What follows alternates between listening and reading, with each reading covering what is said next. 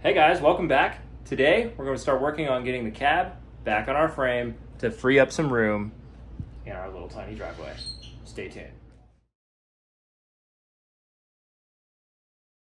Alright, so an update on some of the things that were not included in the last video. We now have exhaust on. Kind of ran with the stock exhaust for now because I don't know what I want to do in the future. I don't know if I'm changing my turbo to a T4 mount, so we're just going to run stock for now. We got the transfer case on. You guys saw the transmission being put in. Got our fuel lines ran. Our fuel tanks are in. We still need shocks and a couple other things. We got our fuel pump in, and this fuel pump is actually a 6.7. So this came out of a 2011 6.7 Power Stroke.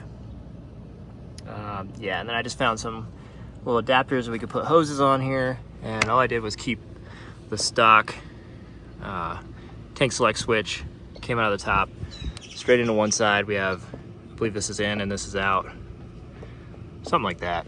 And then same thing here. And all I did was loop these around, which you can kind of see here, to meet up on the stock steel lines, which run all the way up.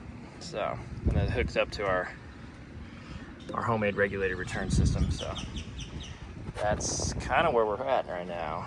We finally got some cab mounts in, and I'm going to show you those now. These we used on my buddy's truck, and I love them. He had a 6.0, and those things were clapped out. He ended up going with this brand, and I love the way it rode. He loves the way it rides, so that's what I ended up going with. And that brand would be S&B.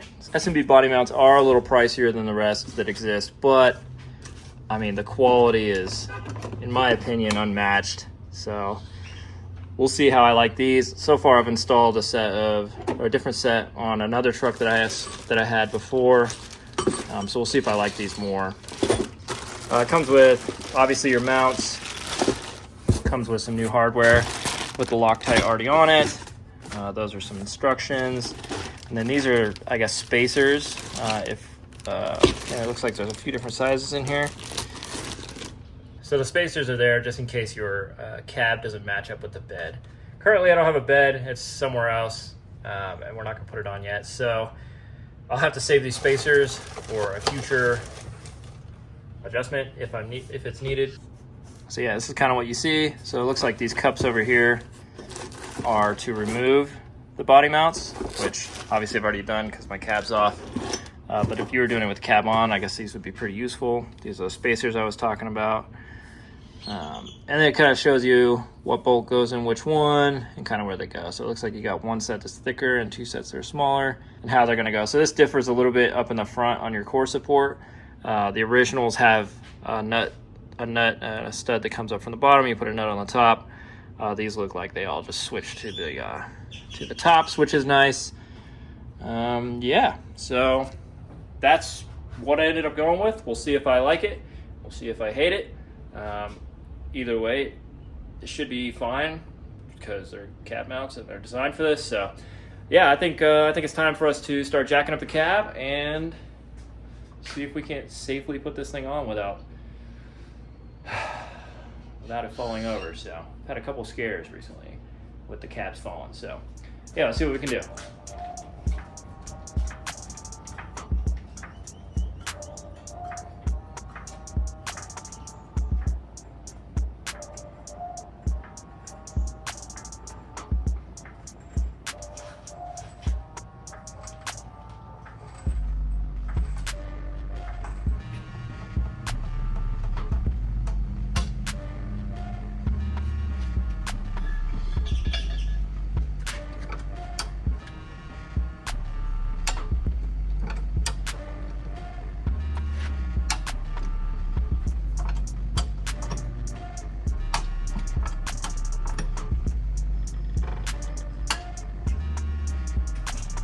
All right, I think we got the cab high enough.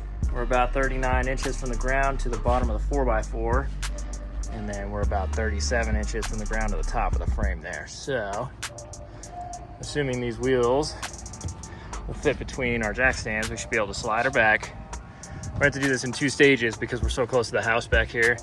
We're at the, well, it's already lifted, so we're going to set it back as far forward on the frame as we can, set it down, pull the frame forward, jack it back up, and then push it all the way up under it. So let's start with stage 1 here.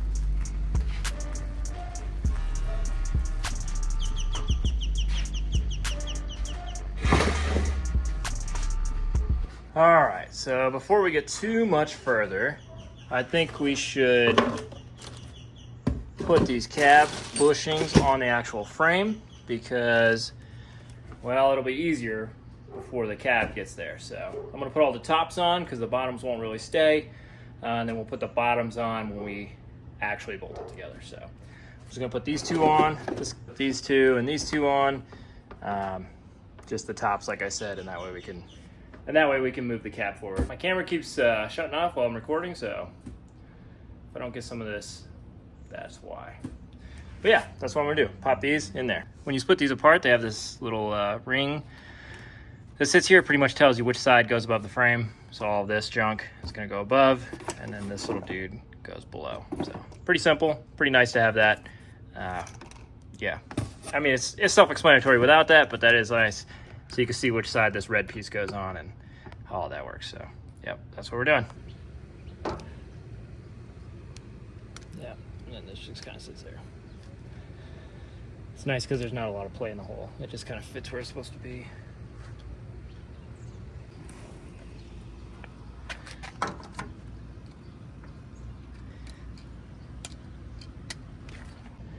All right, sorry for this weird angle. You're kind of low because you're underneath another truck, which is right there.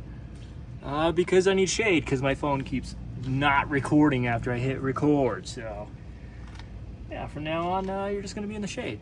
So, sorry if that isn't such a great angle, but here we go. Next up, we're gonna lift the cab back up off the frame so we can move the cab forward and then hopefully set it down for the last time. So I'm probably gonna have to do something different than these 4x4s because obviously that's not gonna clear the transmission. And yeah, we'll figure that out right now.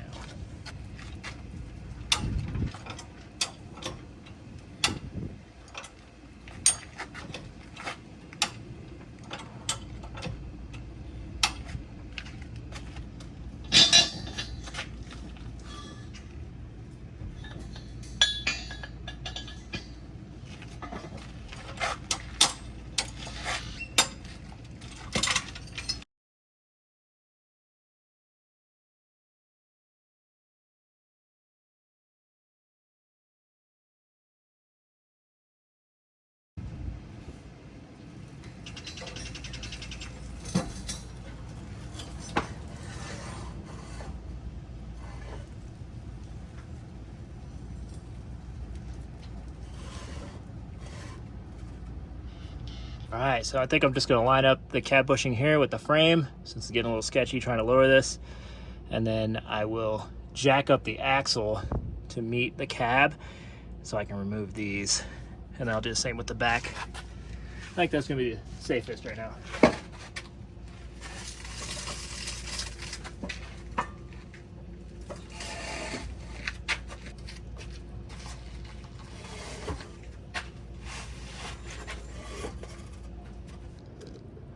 Now we're just lining up. I got this bolt in here, and we're about as back as far with the frame as we can go because the engine's starting to hit the cab because we're not in the right spot. So I'm gonna start jacking the front axle and then push it back as best I can while this is going up. So let's see what happens.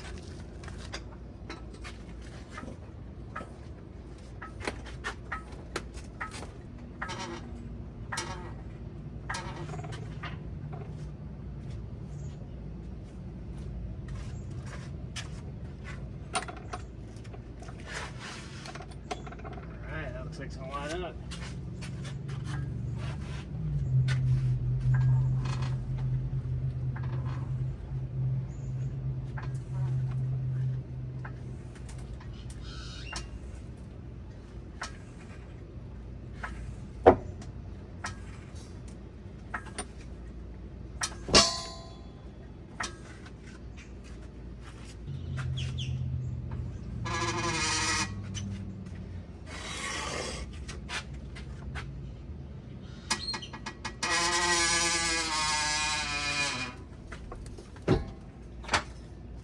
see our hole there, cab bushing here.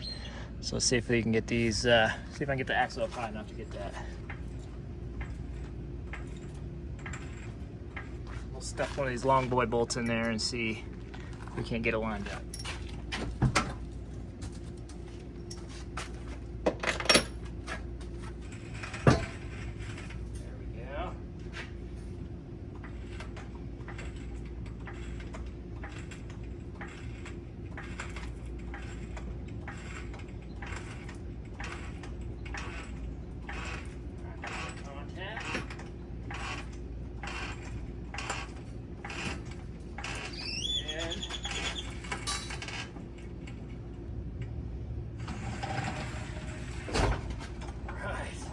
Alright, so now that our cab is installed, as you can see back there, it's time for us to finish installing these bushings. So these spacers I'm not going to use for now. I might need them for the bed, but I think I'm going to need them more for the ZF6 transmission that we stuffed in there, because it is plumb up against the bottom of the floor. So for now we're going to tighten everything down because we get terrible windstorms here and I don't want it blowing off or doing anything stupid. But in the future I think we're probably going to need a little bit of a body lift, or I'm going to need to smash the floor in where the transmission is. But that's a future me problem. We still got to figure out drive shafts. We still got to figure out the front end of this thing. There's a lot of stuff to figure out before I got to worry about the transmission being shoved into the bottom of the floor. And even still, we ran the Bronco for a few thousand miles, a couple of long trips with that transmission shoved up against the floor, and there was no real issue. It was a little loud inside, but it's also a tin can with no carpet, so it was already loud inside. Again, future issues. Right now, it looks like we just got our bolts, so we're missing two of these because I got them in there to help line the cab up. This is just a good visual of what they are. They just look like they're new Ford hardware off of maybe a Super Duty, like the 99 right there. Something like that. So I'm not 100% sure. I know they're grade 10.9 and they look OEM, so that's cool. It looks like here we got a 60 foot-pounds of torque on each of these things, so that shouldn't be too hard. And the way I differentiated these from each other was with the bottom plate here. So you can see a 12410 00, and then here a 12409 00. So this should be the core support, which you can see here, maybe a 12409 00. So that's our core support. So that's the one we didn't use. And then you can see that this one's a 12410 00, which is here. And then I'm pretty sure the back has the same size, and it does 12410 00. So that's just a quick way to identify where these things go. They're also put into the truck in the right order, or at least mine were. I don't think I'd rely on that, but these were our rears, these were the A-pillar, these are the core support. So just if you have any questions, I mean, just compare the numbers. This side's easy. You can see what you're doing.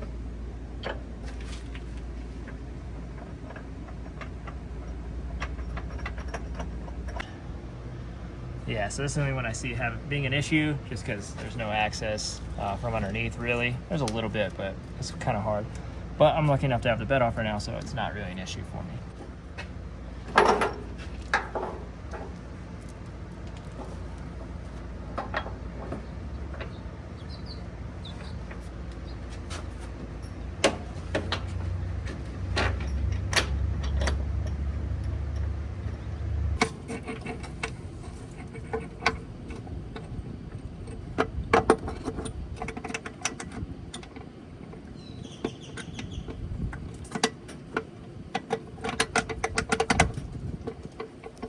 Hard to see because there's a ton of stuff in the way, but there's just a hole down here with a cover on it.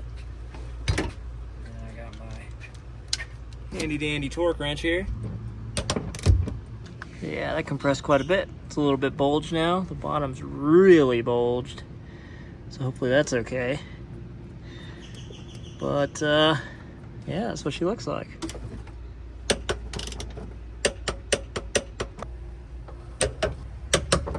installed. You can kind of see how much it's bulging on here. Not a ton, but it is. And, the bottom feels just like the fronts. Yeah, overall, pretty easy install. I might go back on these rears and put this huge flat washer that was on the original. Just because it kind of feels like it might be a decent idea. But looking at the instructions, it doesn't really show that. So, I mean, it might be fine, it might not.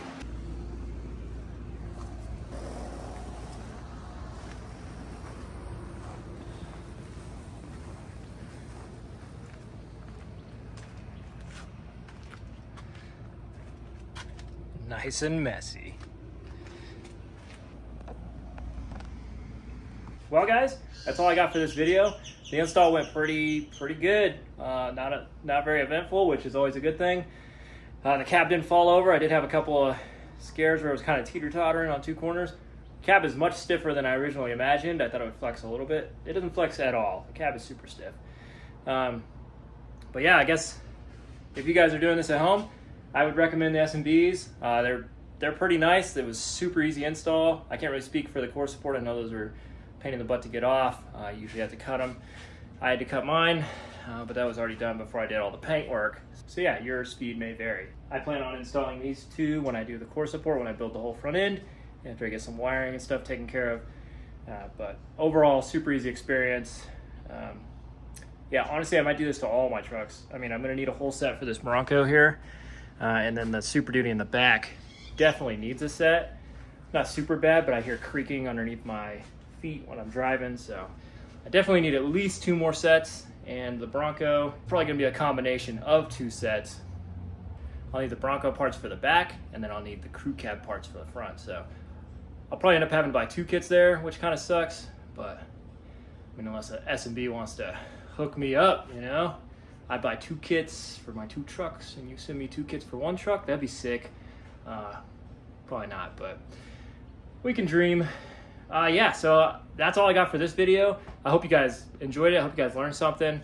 Let me know down in the comments if you got any questions, and I'll see you guys in the next one.